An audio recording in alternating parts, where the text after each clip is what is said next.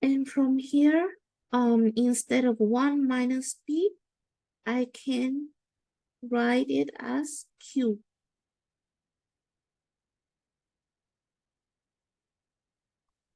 And here we have some pretty interesting term.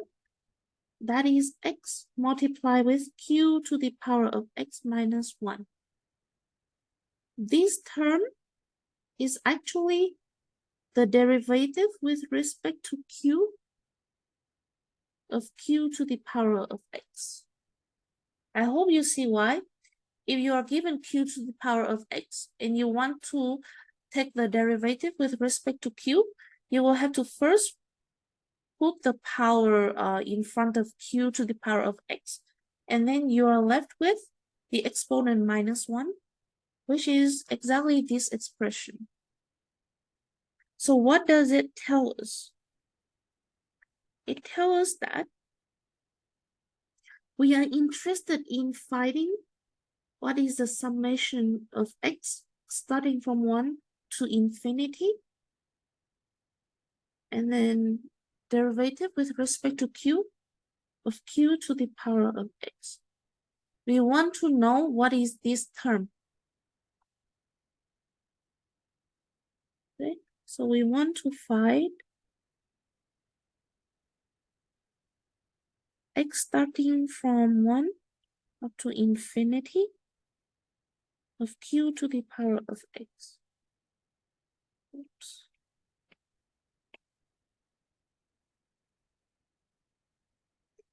And we know that this term, summation from x equal to 1 up to infinity of q to the power of x, is just 1 divided by 1 minus q. Is infinite geometric series.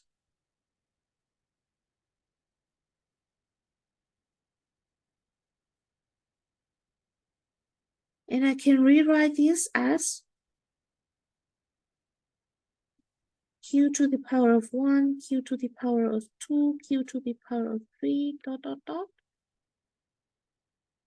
equal to this. If I take derivative from both sides of the equation, if I take derivative with respect to q,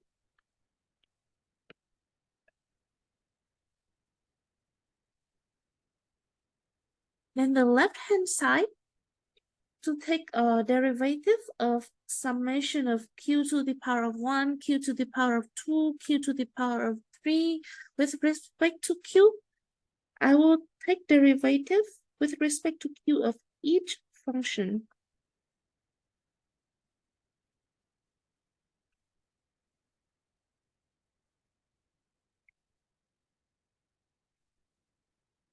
And what is derivative with respect to q of 1 over 1 minus q? I can rewrite 1 over 1 minus q as 1 minus q to the power of minus 1. And then you can use the product rule. Sorry, the chain rule. So you have minus 1 going down, and you're left with 1 minus q to the power of negative 2, because the exponent has to minus 1. And then inside here, you have minus q. So the derivative of that will give you minus 1. So you have minus 1 times minus 1 is just 1. So you're left with 1 minus q to the power of negative 2. And what is the left-hand side? The left-hand side now is just this summation. And what is the right-hand side? It is 1 divided by 1 minus q to the power of 2. So this term is what we are interested in finding. And we got it as 1 divided by 1 minus q. So we go back to our expected value. The term here, I just found out, it is 1 divided by 1 minus q squared. And what is 1 minus q? It is p, right? So it is just p squared. And I'm left with 1 over p. So we just derive expected value of a geometric random variable is equal to 1 divided by p. We will use this to derive the expected value for negative binomial random variable. But before that, we will find the variance for geometric random variable first.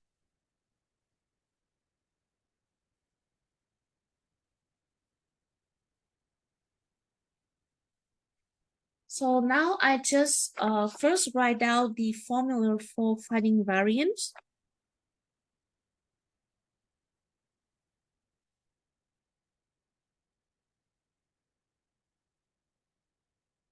The derivation here will actually belong. So it's up to you whether you want to memorize the formula for variance or you want to actually derive it.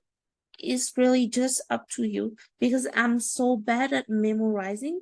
That's why I just try to derive everything. But I know that exam is time constraint. So you should pick whatever option that is more suitable to you. In here, we actually use some trick. Expected value of x squared. I can write expected value of x squared minus x and then plus x.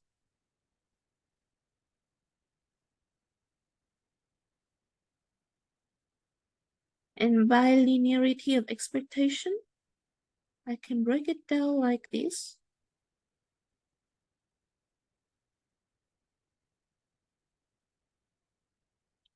So you see that the third term, I keep it the same. I only break down the first term. I treat it as two groups. And by linearity of expectation, I have it is equal to expected value of this plus expected value of this. Now we will think about what information we already had and what information we need to find. We know expected value of x, so we know this term. So we should also know this term. It is an expected value of x, and then you square that number. So we are left with this term. We need to find that. Okay, so we want to find expected value of x squared minus x. And I can write this as x multiplied with x minus 1. So now we can apply the formula. Is summation over the support of x. And I have x times x minus 1. I treat this as g of x. Because remember, we have the formula expected value for g of x is equal to summation of g of x and then the probability mass function. So I treat this as a function of x. And now what is my probability mass function? It is 1 minus b to the power of x minus 1 and multiply with p.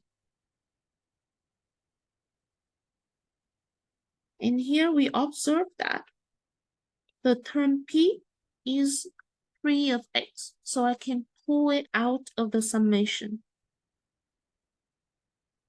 So x is ranging from 1 up to infinity. And I have x 1 minus p to the power of x minus 1 and x minus 1. Okay, I still keep this term. I have this term here. I also have this term here. Why do I bring these two terms together? Because we are trying to use the same trick as we did before. So we see that this term is just the derivative. Actually, let me write Let me write 1 minus p as q, so maybe you can see it clearer. Instead of 1 minus p, I will write it as q. So it is actually very similar to whatever we just dealt with in finding expected value.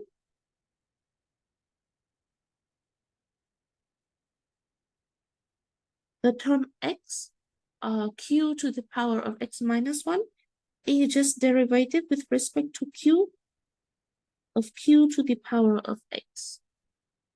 And then I multiply with x minus 1 as usual. And I can rewrite this as derivative with respect to q of the summation.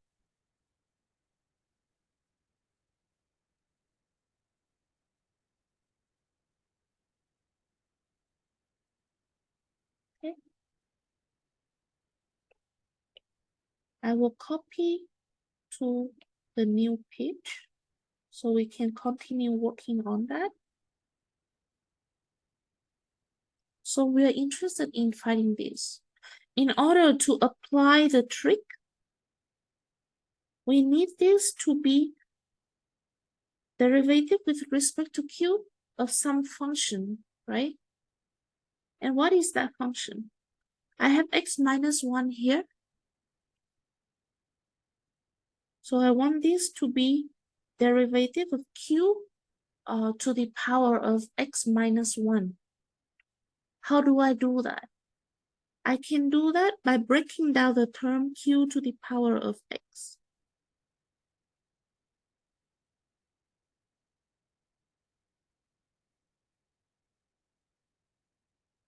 In order for it to appear derivative with respect to q of q to the power of x minus 1, we have to recall the x minus 1 multiply with q to the power of x minus 2.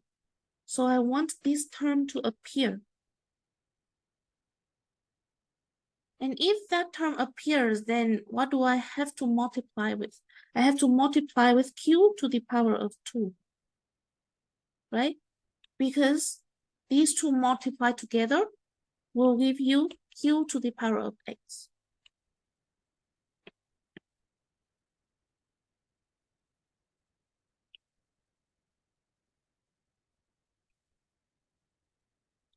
And since this q squared is free of variable x, I can pull it outside the summation.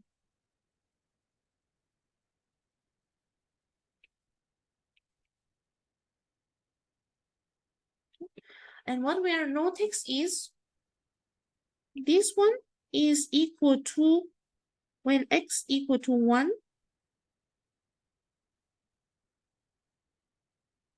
at x equal to 1, and then plus the summation starting from x equal to 2 up to infinity, right?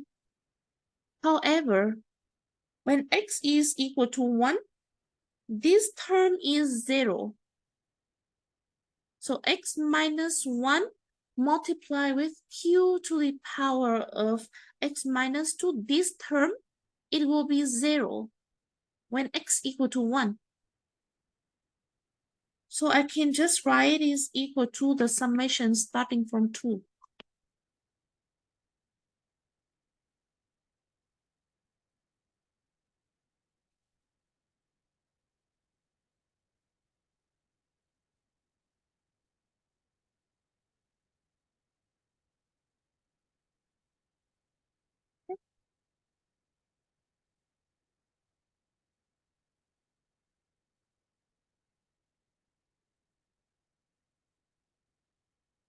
And now the term we see here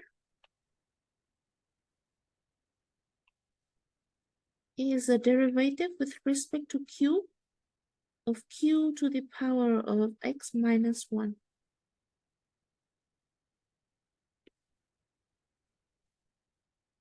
So I can pull that out. And then I have this summation.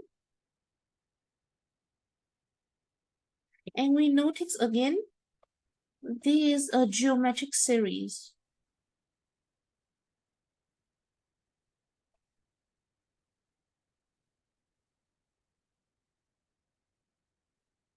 And what is this equal to? It is equal to 1 divided by 1 minus q minus 1. So first I want to take derivative with respect to q of the whole term here. And it is the same as taking a derivative with respect to q of this term only, because minus 1 is a constant.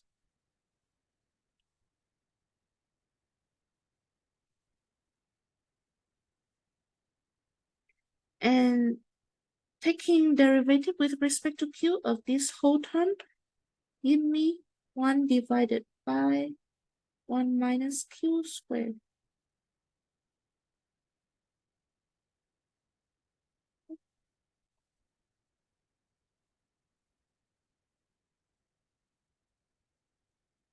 And now if you take derivative with respect to q, I'm not sure why I wrote it as p, but I mean q.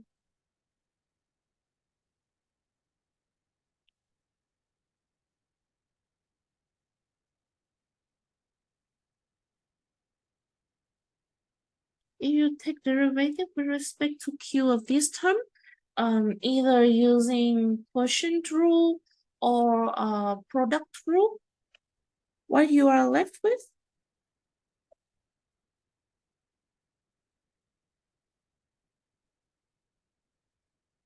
is 2q divided by 1 minus q to the power of 3.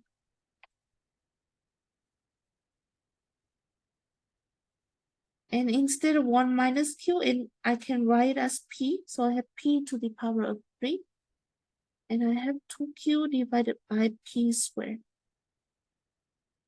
So this term, we just derive 2q over p squared. It is equal to expected value of x multiplied with x minus 1. And we were interested in finding variance of x, a geometric random variable. So now we have all the information that we need.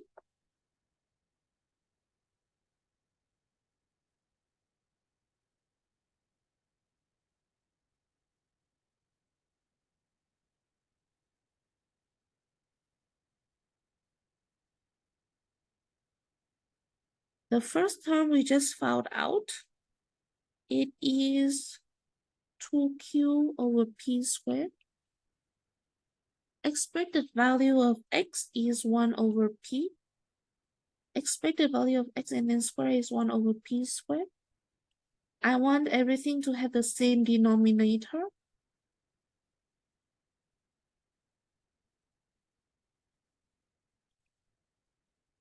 And I have minus 1 minus p. Because I have minus p, it's just plus p. And 1 minus p is q. Because q is probability of failure and p is probability of success. So we just derived variance of a geometric random variable is equal to p for q over p squared. And based on this, we will derive the expected value and variance for negative binomial random variable.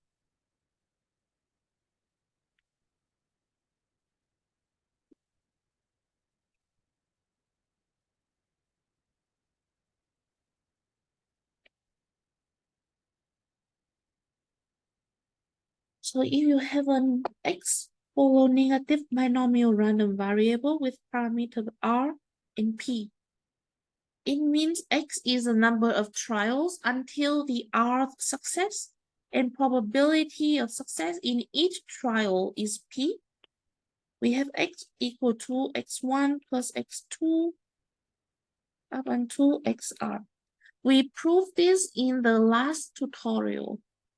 Each xi follow a geometric distribution with parameter p. Okay. So x1 is a geometric random variable x2 is geometric random variable, similarly to xr. If you take x1 plus x2 plus up to xr, you will get x for a negative binomial distribution. We also talk about how does it make sense in the last tutorial. So if somehow you forgot, I think you should review it.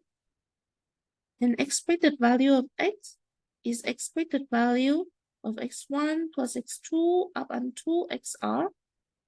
And by linearity of expectation, I have this equal to expected value of x1 plus up to expected value of xr. And what is expected value of x1? We derive it. Expected value of a geometric random variable is 1 over p. So we can use it here. Since x1 is a geometric random variable with parameter p, so expected value of it is 1 over p. Similarly, for every other random variable.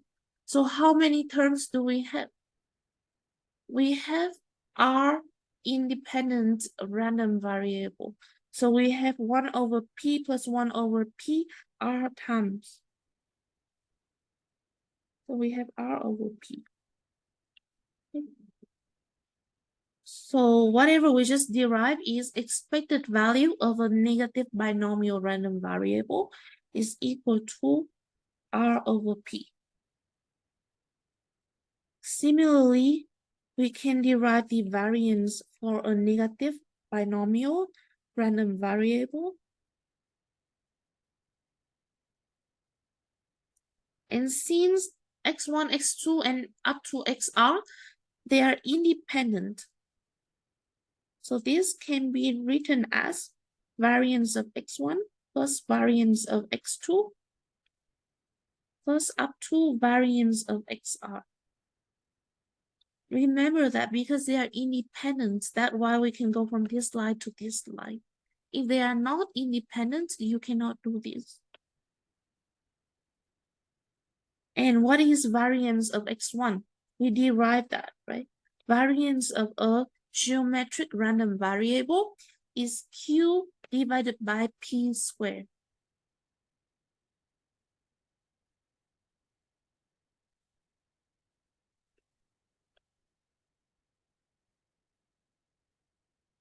And how many terms do we have? We have r terms. So we just derived variance of a negative binomial random variable. I know that is a very long derivation, so it's really up to you whether you want to memorize variance for geometric random variable or not. And you only need to know the expected value and variance for Bernoulli and geometric. And you can derive the binomial and negative binomial from those two distributions. I hope that this helped. If you still have any question, please feel free to ask on PSR.